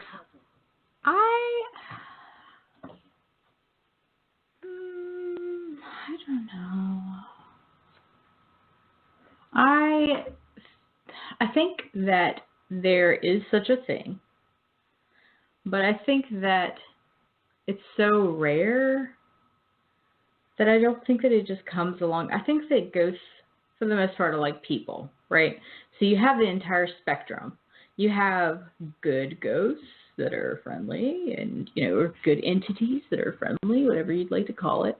You have, entities that might be a little moody. You have entities that might be a little cranky. You have entities that might just be assholes. I mean, I think that's the thing, that are mean and, that only want to wish you harm because they can, because it's entertaining or whatever, for whatever reason they have. I think that is a thing, and I think that specifically these inhuman entities, I think that the vast majority fall into that spectrum. They are human ghosts that just fall into that spectrum. They could be serial killers and everything else, mass murderers, and they would still fall into that spectrum. But I feel like the inhuman aspect of it is such a rare occurrence. It's just, I would agree. I don't know, man. That's scary. That stuff scares me, and I don't, I don't scare easy about that stuff, and I damn sure want to make sure that I am researching it, and I don't want to be. I want to be scared of it, and I want to give it respect. I want to give it healthy respect, but I damn sure don't want to shy away from it either. Like, I want to make sure that I know, and that's kind of weird because some people tell you not to read about it, not to think about it, that kind of thing, because you're giving that kind of thing more power, and then at that point you are going to you're going to entice things to come to you that maybe you don't want in your life. That's a scary thought. I got enough problems. 99 problems, and an inhuman entity ain't one. I hope. Knock on wood. It might be one. Oh, stop it, Carrie. Damn it. I mean, I'm just saying, don't listen back to this episode tomorrow. Really? I mean, it could have been a cat that I heard. I'm just saying. Carrie. Oh, God, don't whisper into the mic. Don't do that. What is wrong with you? So much. What is wrong with you? God. You are killing me, ma'am. All right. Let's continue on with our quiz. I would love to, but my computer is telling me to go F myself right now. Don't worry, Holly. This episode's PG-13, so it's good. Go. It won't even let me click on oh, here we go. Sweet. Got it. All right. What is the significance of the digital laser thermometer? Significance. That's an odd word choice. Thermometers are important because it is believed that when something is trying to manifest itself, it must gather energy. One type of energy is heat. Sucking the energy and heat from the air would leave unexplainable cold spots that may be a sign of something's presence. They are as low important because they can help locate drafts, cold spots from windows or doors, etc., to help validate evidence. The digital lasers are just handy in eliminating human error and pinpoint exact areas to test. B, the digital lasers can attract spirits due to their EMF output. C, thermometers are important because they can detect changes in temperature, which may give signs of different types of spirits or ghosts because they each have their own temperature range, i.e., demonic or hellsome spirits. Hellsome? What the hell? Hellsome spirits would have a much higher temperature because they are believed to be from hell, and vice versa for angelic spirits, etc. Or D, it allows you to read certain things that may interfere with equipment.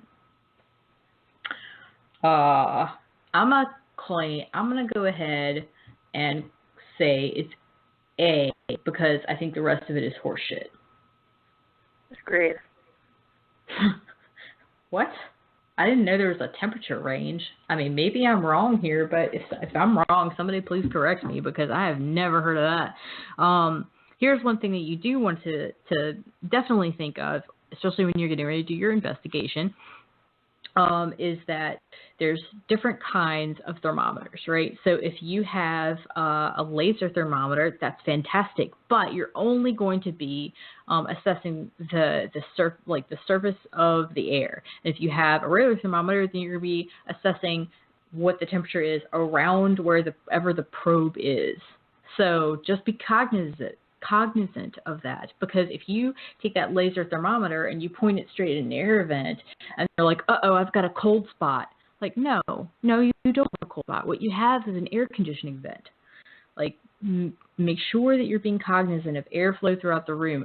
Just try common sense, logical things first, because if you can try and debunk something, try and evaluate something and see if maybe it could be something else and it still isn't, well, then maybe it is real. All right. I'm going to click A on that one. Okay, so this is hilarious because it's not a 6, it's an infinity symbol. Okay. On question 6, but it's an infinity symbol. So question infinity. Oh, that's not going to work. No, we're not doing that. Okay. No, we're not answering that one. That is clickbait, Quiblo. We are not falling for it. So real question number 6. True or false? Cell phones are a huge no-no while on the investigation field, regardless if they are turned off or not. Why? A, true. They can interfere with EMF readings or possibly even other equipment. Even if they are turned off, their antennas can still transfer, that's literally what it says, transfer and probe for information or signals. B, true and false. True, phones can cause interference, but only under certain situations, so they should be left behind. There's not always a necessity to do so. C, false. Cell phones are indeed a big no-no, but it makes no difference as long as they are turned off. D, false. Cell phones can only cause interference if they are in use, so as long as they do not answer their phone during an investigation, there is no need to turn them off or leave them behind. So this is going to be interesting. I want to hear your take on this. I kind of feel like B, because I think the standard is turn it off or put it in airplane mode. But you also don't want to completely leave it behind, especially because some of the places they go aren't in the greatest shape, and if someone gets hurt, you might then need to turn it on to call for emergency services. Yeah, I absolutely agree with you. However, I can also tell you that it is, so yes, absolutely, you're not wrong with any of that. However, I think there's a huge misnomer that cell phones will interfere with a lot of the equipment. That's not fucking true. So yeah, if you answer your phone and then you put your K2 right next to it, yeah, you're gonna get a result. But if you don't have any apps open, you don't have any, your cell phone's not just going to continuously transfer unless you have your settings set so that you're automatically updating your email, you're automatically updating your GPS, you're automatically updating, where your phone thinks it is at all times. You can actually turn that off. Like, you have the options to turn that off. It's just a matter of actually going through your settings and making sure that you have everything shut off so that you have to manually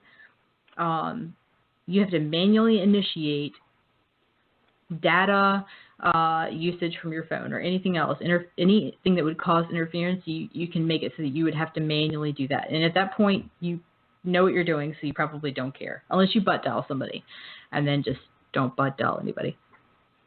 Well, I think that's okay, like, just personally, just in general, outside of paranormal investigations also. Unless I'm using my data, I just turn it off, and I have everything set so nothing's updating. So really, I don't have to do anything. Yep. Let's see. Okay. The paranormal is defined as what? Ghosts and nothing more. Anything that is out of the ordinary or unexplained, whether it be natural, spiritual, religious, metaphysical, or mythological. Spirits, angels, demons, ghosts, and other dead things that are stuck behind, in quotation marks, or things like demons, nymphs, and other mythological type things. Well, I'm going to go with anything. Yeah, I agree. Some of these break it down into smaller categories, but it's anything that is outside the realm of normal, hence paranormal.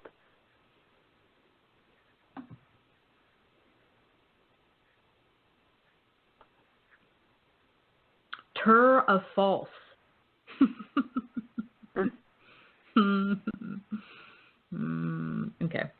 You should never wear any type of perfume, cologne, and try to use unscented deodorants, soaps, and laundry detergent when you know you are going on an investigation. Why? False. You should always remember to use proper hygiene, period. Or 2. Not true, 2. There are such things as phantom scents, which may be a sign of a presence of activity or possible communication, and any outside human interference of scents or smells can taint any such evidence or experiences. That is a big old true. Or 2 in this case.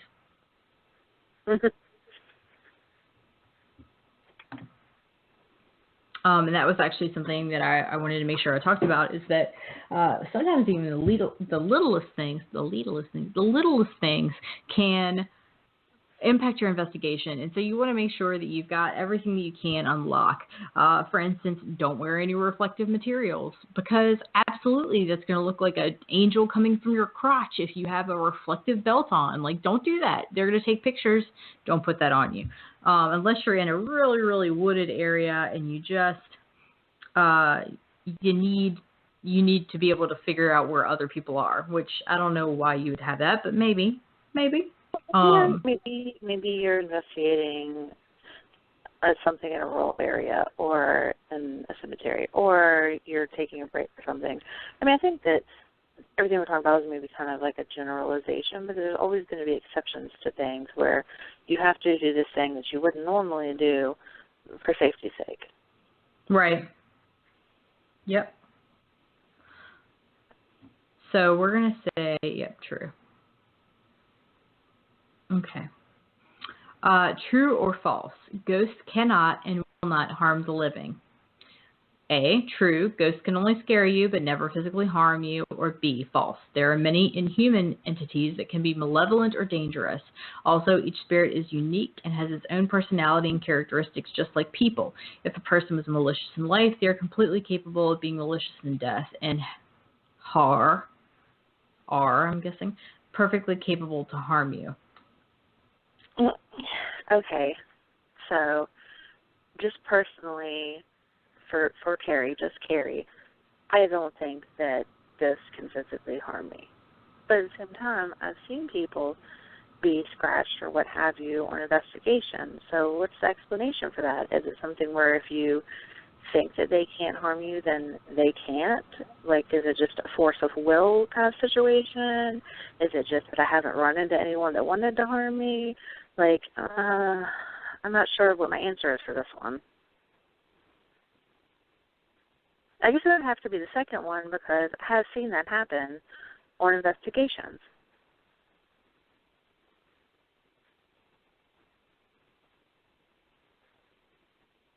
April?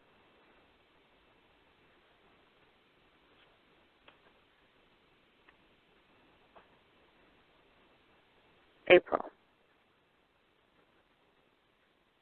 Okay, well, we may have lost April. We'll just wait a second for her to try to reconnect.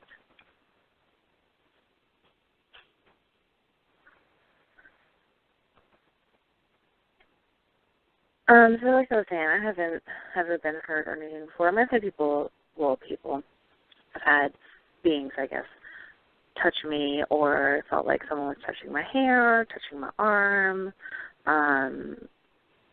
I've seen people, well, not seen them, but seen the after effects of people being scratched or pinched or slapped even before. But it just hasn't happened to me.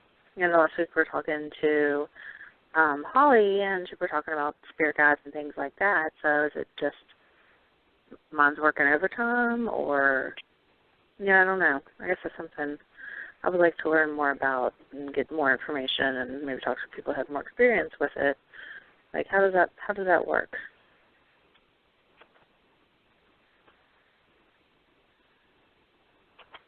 Hey, April. I'm so glad you were talking. That's awesome, because my computer just completely shut down. Like, it's dead. It's not coming back. Oddly enough, though, it still shows you connected both ways. So I'll just mute the other way, so basically my friends can't start talking. Oh my God, that would be, no, we're not doing that. Nope. Don't mute it. Mute it right now. It's muted. Okay. Nope, not playing this game. No. Can you go to the quiz? It doesn't show me the questions in the same order that yours were in, but I can do the ones that it shows me, and if I see one that we already did, I'll just skip over it. Boom. So the one I have is, why is auto writing a questionable and debatable subject in the field? Auto writing is not used, nor is it even considered, because it is all faked. Because it is an occult and metaphysical method, not a scientific method, it can become very controversial and unorthodox to religious clientele or investigators. Do you hear that? Yeah, that's me. Okay. Yep, I'm having birthday cake. Don't judge me. Okay, no judgment. It can be used as a legitimate source of communication or interaction because sensitives can utilize the method greatly, but you can never 100% rule out human contamination, as one person would have to be solely in charge of the event, and you can never be completely sure that someone did not fake it, no matter how trustworthy they might be. Also, it poses similar danger threats and concerns as a Ouija board and heightens the risk of possession or attachment. And finally, it actually is not a questionable or debatable subject. Auto writing is a well-known and widely used method of communication and interaction or investigations that have resulted in some astounding paranormal evidence. What do you think? Oh, wow, geez. Well, I mean, the skeptical side of me wants to say that we don't use that because it's not a scientific method of investigation. Although, and so the most famous auto writer of all, the ghost writer in California, has actually been proven to be faked. So that's really interesting. But I have also heard of other accounts where people have conducted auto writing and have gotten really, really interesting results out of it. So I don't know. I'm kind of like tossed between two different questions at this point. Two different answers. Like, I don't think there's one that said, what I would. I kind of think that I fall back on my anything is worth trying and just look at the evidence and see what you have going on. So what would you do as an investigator to kind of show, be able to show that it was something that was maybe not connected to any one person, or something that could be a little bit more scientifically measured? Well, with the auto writing, it's someone physically doing the writing, but they're letting the spirit communicate through them. So really, in a way, it's the same as mediumship. Just rather than speaking the information, it's being written instead. So you can kind of use it in the same way, take it into consideration, look at your scientifically gathered evidence, and if there's something that matches up, well, then you can look at that further. Yeah. So if the auto writing is, my name is Martha and I lived here in such and such a time, and, my child's name was this, and that's not like a commonly known thing, and you do your research and it backs it up, and maybe you have an EVP that says a name, or, just things like that.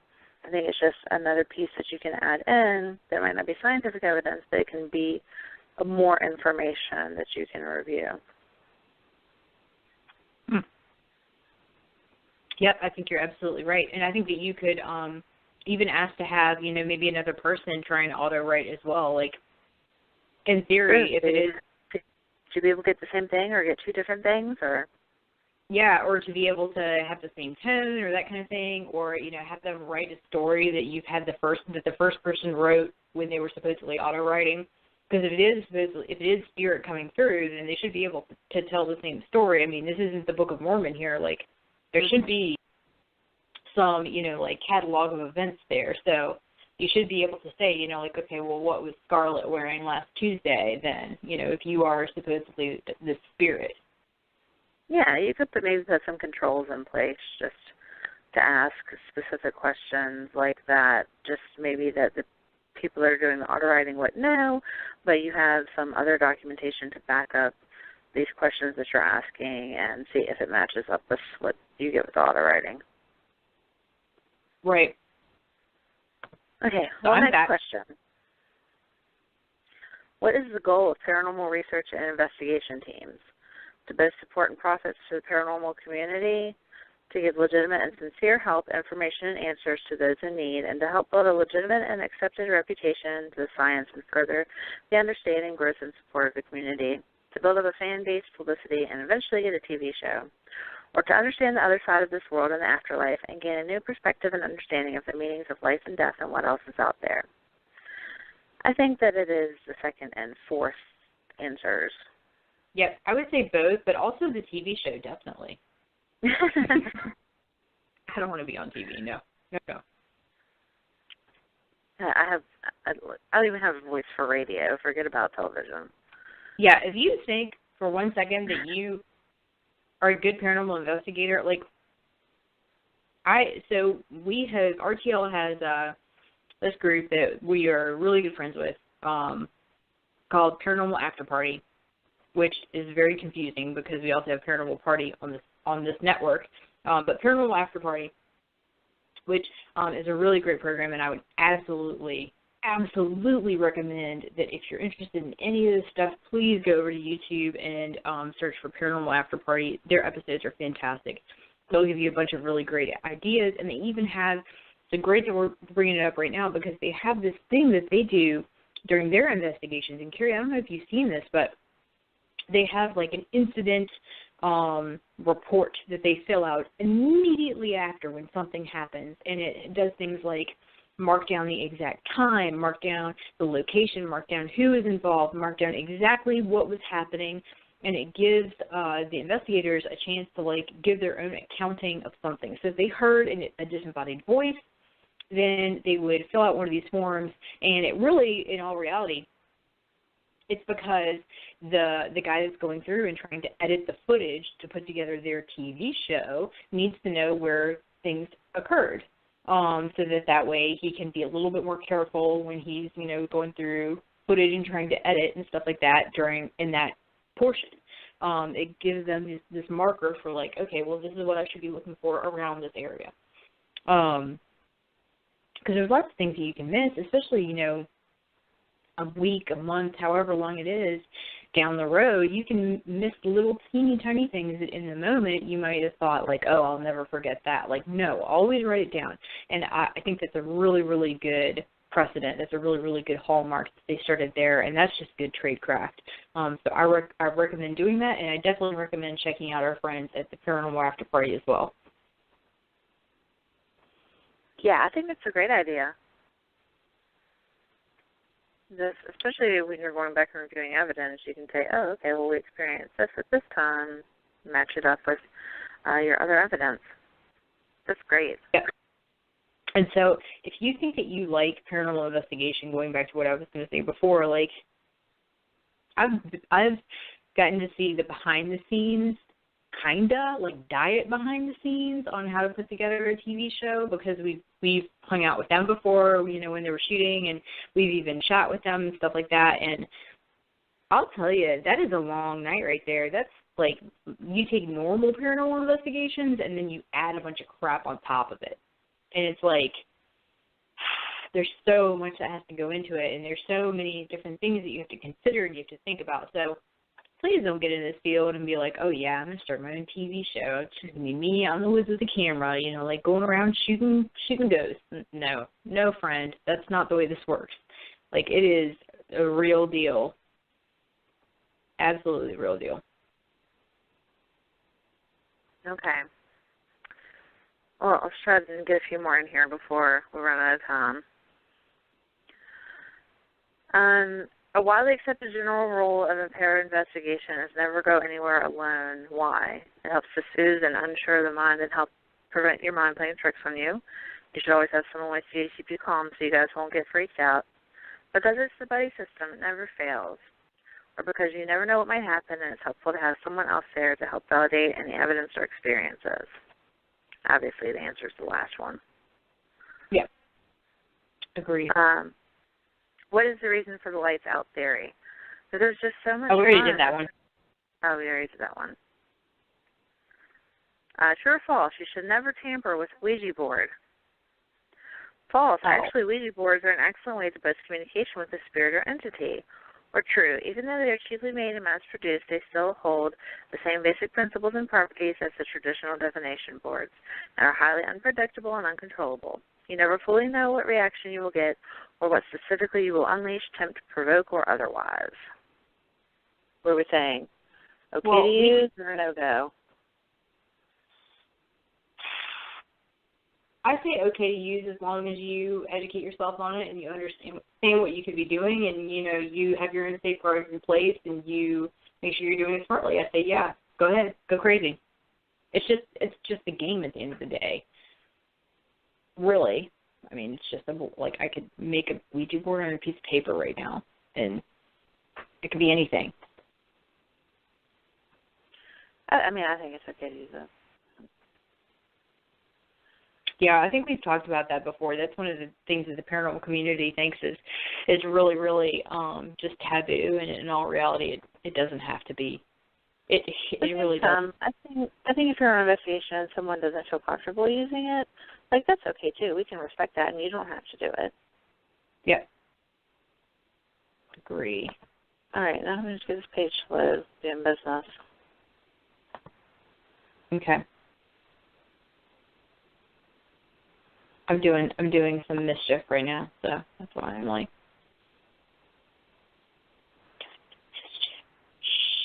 Dowsing rods have been the subject of a lot of debate and controversy in the paranormal community. Why? It says true or false, and it says why. That doesn't make any sense. Okay, true or false? What do you feel about dowsing rods? I won't even read these long answers. I think it's fine. I mean, it's not scientific by any means, but it is something that has been in use for, hundreds and hundreds of years. And if you want to use those during your investigation to lead you to other things, then absolutely. Go ahead and do it. If you want to use a goat because you think that this goat has, a signature when there's spirits around, then use the goat, but then after that, use the millimeter. Maybe have both of those things in there together. Yeah, I agree. I'm trying to find how to extend us, but I don't know how to do it. Well, while you're doing that, the next question is, some paranormal investigators prefer blind investigations. What is this and why? Blind investigation is when a team goes into a location wanting no prior knowledge or information regarding the location, history, or other information so that their minds won't play tricks on them or be overly eager to determine a haunting or piece of evidence because they were previously told what to expect. Blind investigation is another term for the lights out theory. Blind investigation is where you are led blindly onto an investigation so that your experiences cannot be tainted by your eyes or minds playing tricks on you. Or blind investigation is leading an investigation in pure and solid darkness without the aid of any imaging or camera equipment so that other senses can be heightened and tuned into the paranormal. So it's a hard one. Well, being blindfolded and led around in the dark might be a good time, basis for a good time. I'm going to have to go with the first option, where you go in so that your evidence and experiences are not influenced by any prior knowledge. And that's something that we use with RTL, with our sensitive Lindsay. She always goes into investigations blind and doesn't know anything about anything that's going on there. Yep, I agree. What is a residual? Spirit or entity that is not attached to one thing specifically but can travel throughout a certain property, area, location of its free will. Spirit or entity that is not aware of or interacts with any of the surroundings but repeats the same actions and events continuously. A spirit that is attached to a specific location or object and is disrupted when changes to the home and object are made. Or a spirit or entity that resides somewhere permanently and is unaware or confused of being dead. And that was what? What was the original question? What is a residual? A residual is an imprint that continuously repeats itself. Mm-hmm. Think of it as like watching a movie over and over again. Exactly. Okay, true or false, paranormal activity never happens during the day. True, it is widely known that overnight hours are known as the witching hour and paranormal hour, where the vortex between the realm of the living and the dead are thinned, where false paranormal activity happens at all times of the day in all sorts of different places. Yeah, no, it happens at any time. It doesn't matter. It doesn't even matter. Were you able to extend it, April? No, I'm trying. I don't know how. Well, we have, okay, well, it said 18, and then it jumped back up to 20, and then went back down. We've got 10 seconds left, so if we get cut off, we will talk to you guys again next week, and we'll go over evidence review part 1. Yeah, and we can finish this up next week, too.